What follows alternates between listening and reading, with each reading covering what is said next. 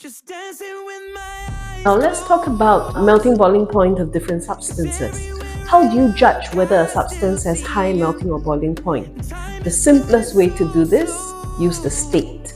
Alright, the state of the substance at RTP, room temperature and pressure, will allow us a first round and a first point in the comment on whether the melting boiling point is considered high or low. So, people, we have three different physical states, right? Solid, liquids, gases. Now, in this chapter, we kind of like group them only into two different groups, right? All the solids at RTP would be considered as having high melting boiling point. And then all the liquids and gases are all those that we consider as having low melting boiling point. Why is it considered low even if it's a liquid? Okay, let's also think about it. At room temperature and pressure, which is only like 25 degrees Celsius, all right, under chemistry universal conditions, right? Imagine if by 25 degrees Celsius the substance has already melted, hence it is a liquid at room temperature and pressure. If it's already melted by 25 degrees Celsius, melting point not low meh? Very low law. It's not the lowest, it's not as low as those of gases, but still, as long as you are a liquid or a gas at RTP, please comment and come to the conclusion that therefore the melting boiling point is considered low. Thank you. All right.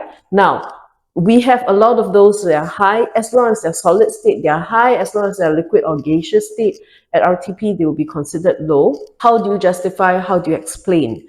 Let's start with the easier one. If you are considered to be having a low melting boiling point because you are liquid or a gas at RTP, the only structure that you have to explain it is to say that because this substance exists in a simple molecular structure.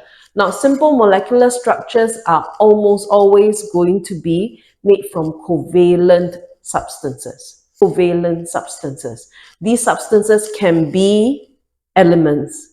They can also be compounds. So be careful how you argue about it. All right. In fact, we also have some cases where they're not even bonded anywhere. They're just monoatomic.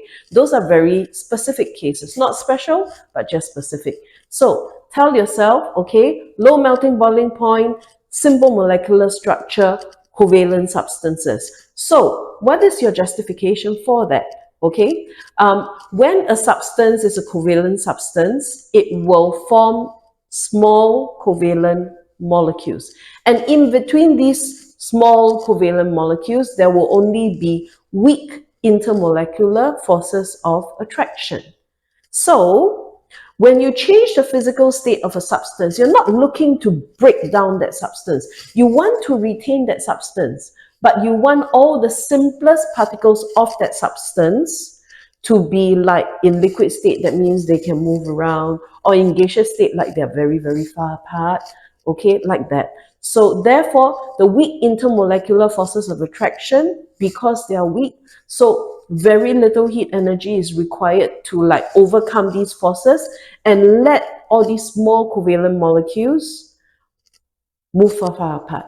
So when they move further apart from each other, they either melt, or when they move really far apart from each other, they will boil. So in that sense, that's the reason why simple molecular structure substances will have low melting boiling points. They're almost always going to be liquid or gases at RTP. Now, what about those that are like gases that are not compounds? Like example, specifically, noble gases.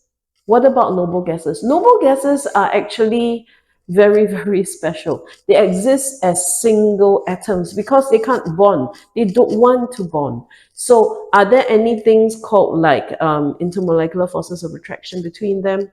Nah, hardly. So all these for noble gases, you would just say that they exist as monoatomic structures and they do not bond with each other.